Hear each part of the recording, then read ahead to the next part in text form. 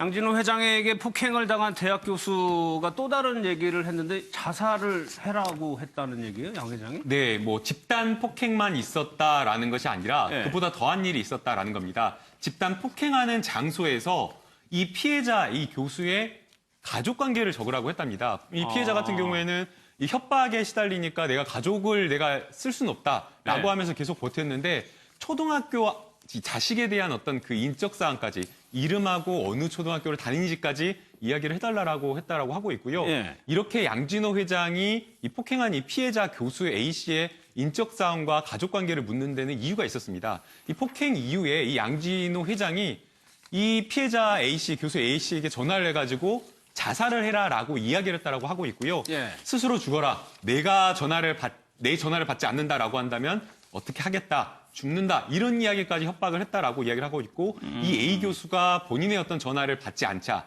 이 회장 양진호 회장의 전화를 받지 않자 가족으로 계속 전화를 했다라고 하고 있고요. 예. 가족을 통해서 집으로 찾아가겠다라는 이런 협박까지 했다라고 하고 있는 그런 상황입니다. 예. 사실 이렇게 폭행 피해를 당하고 피해 교수 A 씨가 어떻게 보면 사회적으로 굉장히 지위도 있고 안정적인 직업적인 어떤 기반이 있는데도 네. 불구하고 해외로 도피했다라는 것을 충분히 이해할 수가 없었는데 이 내용, 피해자의 진술 내용을 들어보니까 그럴 만한 이유가 있었다는 게 충분히 진짜. 가족까지도 압박을 하니까. 하재영 프로님 네. 또요. 당시에 이 사람을 공동으로 폭행을 했다라고 진술했었는데 네.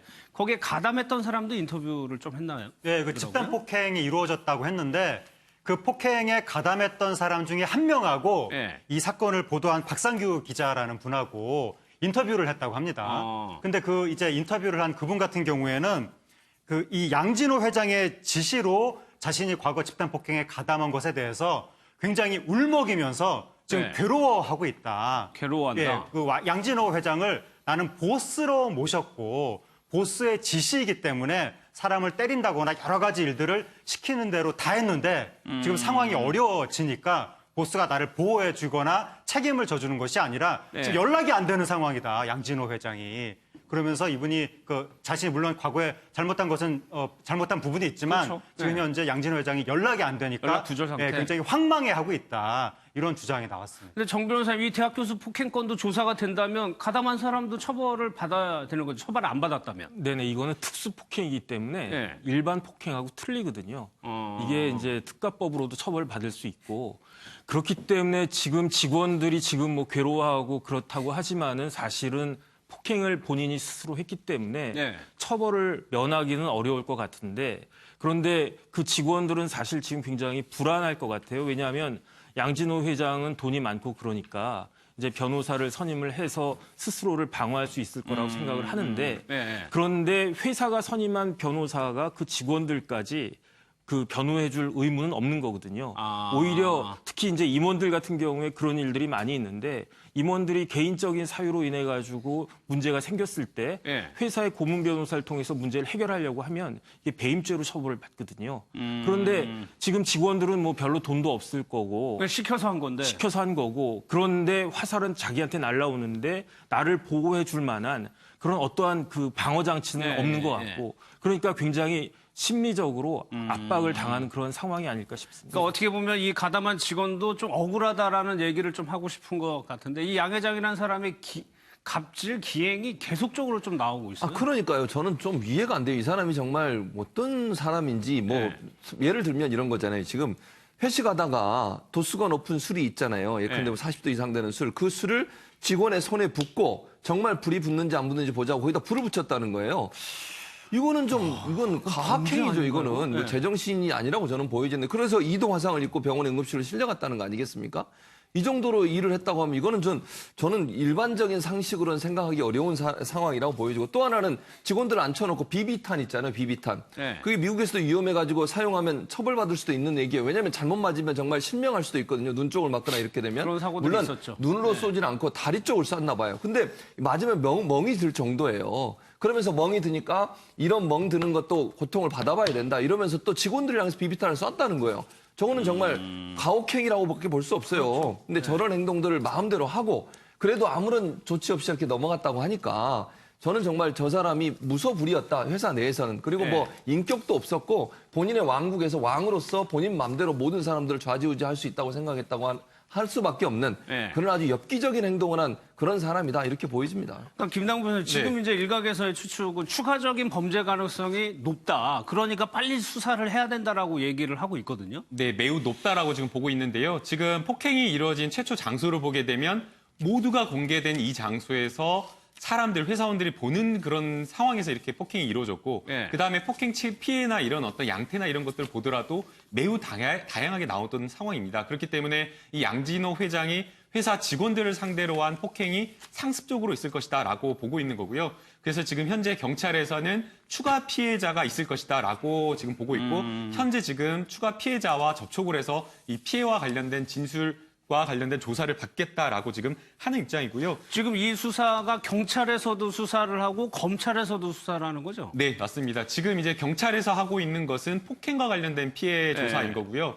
그다음에 이제 이 검찰에서 수사를 하고 있는 것은 2017년도에 그 아까 저희가 이야기를 했던 대학 교수가 피해를 당했던 그 한 5년 전 사건인데 4년이 지나서 지난해 이 고소를 했는데 이 검찰에서 무혐의 처분을 한 겁니다. 네. 동생 양진호 회장 동생 한 명만 이제 처벌을 하고 나머지는 전부 다 혐의가 없다라고 이렇게 이 결론을 내렸는데요. 여기에 대해서 이제 서울 고검에서 이 잘못된 판단이다. 다시 한번 수사를 하라라고 지금 판단을 한 것이고 여기에 대해서 지금 현재 검찰이 다시 수사를 하고 있는 겁니다.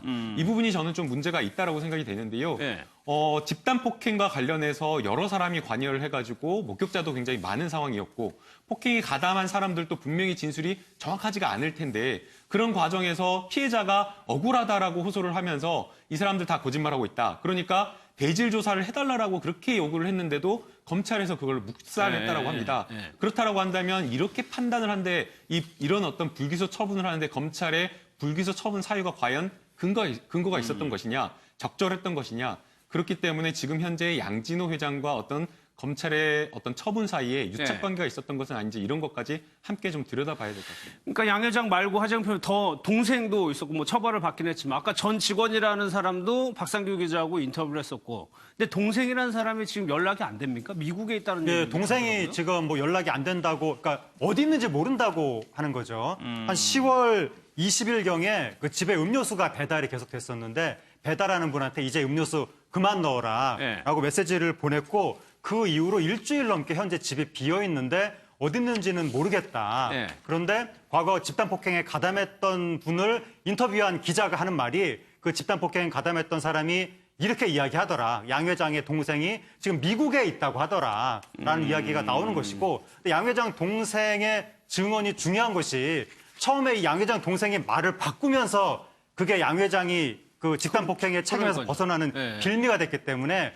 그 동생이 다시 제대로 된 말을 해줘야 되는데 네. 지금 지금 어디에 있는지 그래서 궁금한 상황이고 네. 양 회장 관련해서는 지금 집단 폭행 관련 또 현재 드러난 그 이 갑질 폭행 관련 그거 말고 음란물 유포에 대해서도 조사가 그렇죠. 이루어지고 네. 있는데 거기에서 상당 부분 지금 혐의점이 좀 의미 있게 확인되고 있다 이런 이야기가 나와서 그것과 관련해서는 구속 수사도 검토해야 되는 것이 아니냐 그런 얘기도 나오고 있는 상황입니다. 그 정 변호사 하재영 평론가 말씀대로 이 동생이 굉장히 중요해 보는데 미국에 가 있는 게 사실이라고 한다면 수사에 조금 어려워지는 건 아닙니까?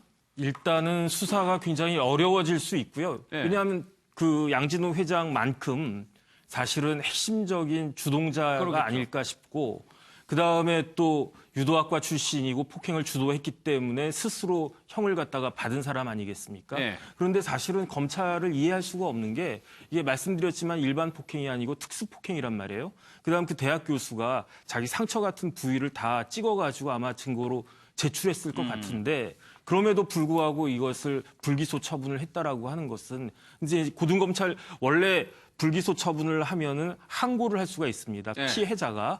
근데 그 항고가 사실은 잘 받아들여지는 경우가 많지 않아요. 그런데 이 건 같은 경우는 뭐 이런 사회적인 분위기도 있긴 하겠지만은 항고가 받아들여져 가지고 재기 수사 명령이 떨어진 거거든요. 네. 일반적인 것이 아닙니다. 이것은. 알겠습니다. 조금 이상하다라는 느낌을 받으실 텐데 이 박상규 기자는 비호하는 세력이 있다라고 주장을 하고 있습니다. 그 인터뷰를 좀 한번 들어보겠습니다. 법조계 쪽에서는 최유정 변호사 지금 구속이 됐죠. 네이처 리퍼블릭 정관으로 했던 그분이 주로 양 회장을 맡아서 변호사로 활동했었거든요. 이혼도 대리하고 했었는데 회사 쪽에서 이제 만약에 이제 그 양 회장 관련해서 소송을 진행하면 뭐 의견서도 내고 이런저런 뭐 이렇게 좀 소송 대응을 하잖아요. 예. 그러면 최유정 변호사 이렇게 얘기를 했다고 합니다. 권리적 거리게 그런 거 자꾸 제출하지 마.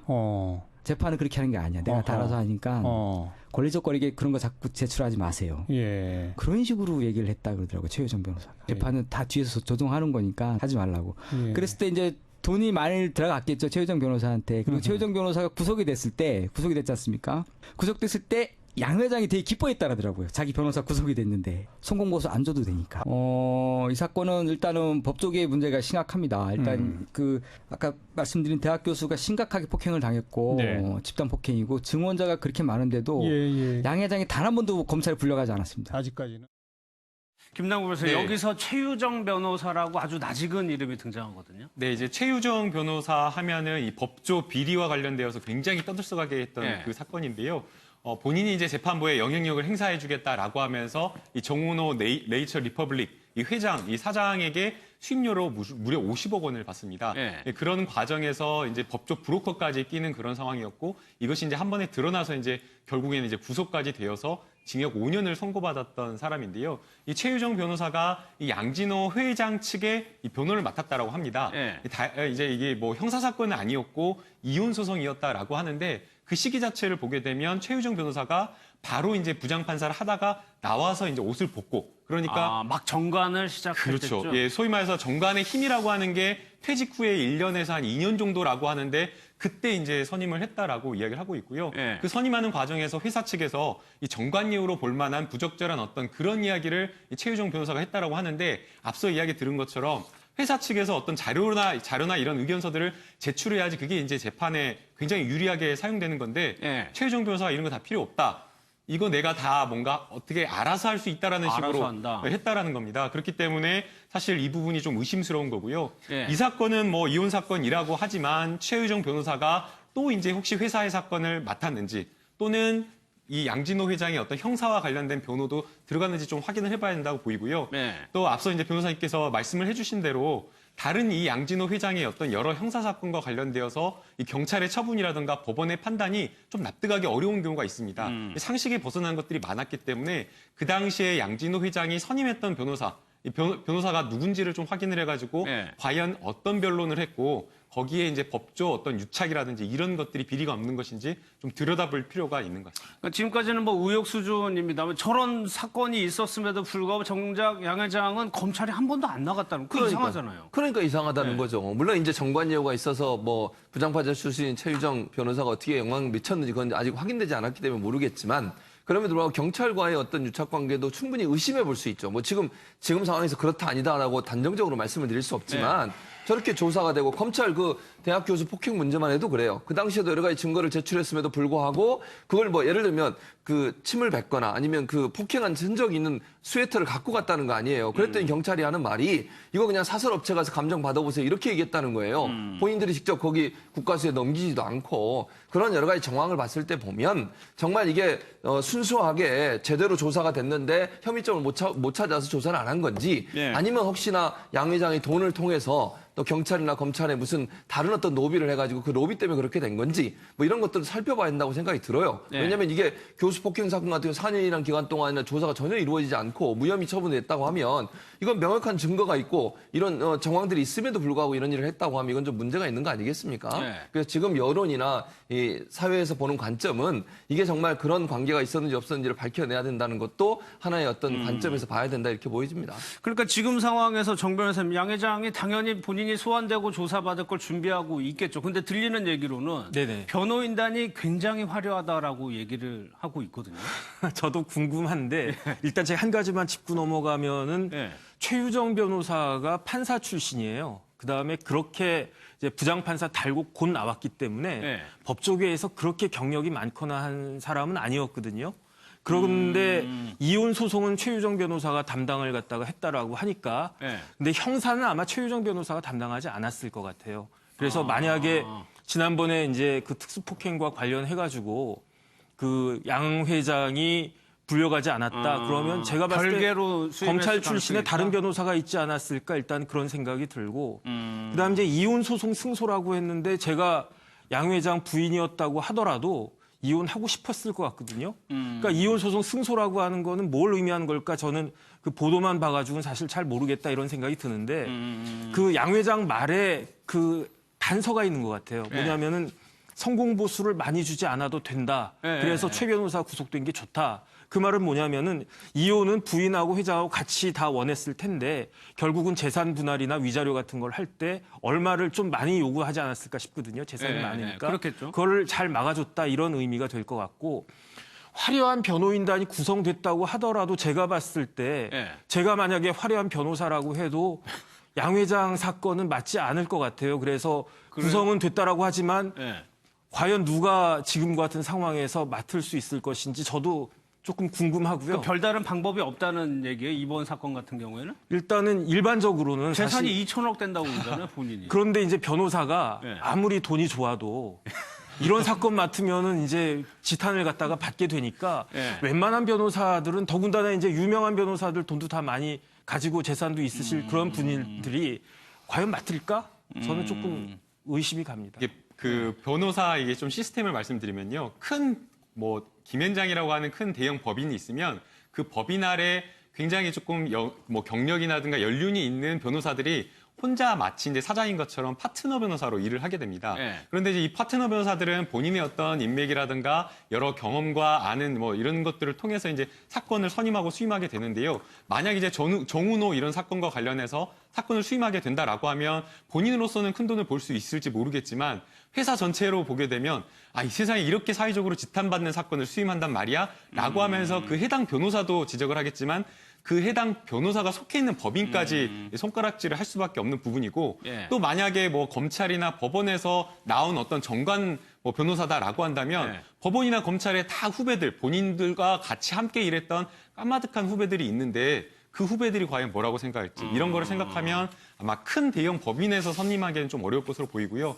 개인적으로 뭐 정말 양진호 회장과 친분이 있다라거나 아니면 뭐 위디스크와 관련해서 굉장히 큰 자문을 여러 차례 오랜 인연을 맺은 이런 변호사 아니면 하기가 어렵다고 봅니다. 알겠습니다.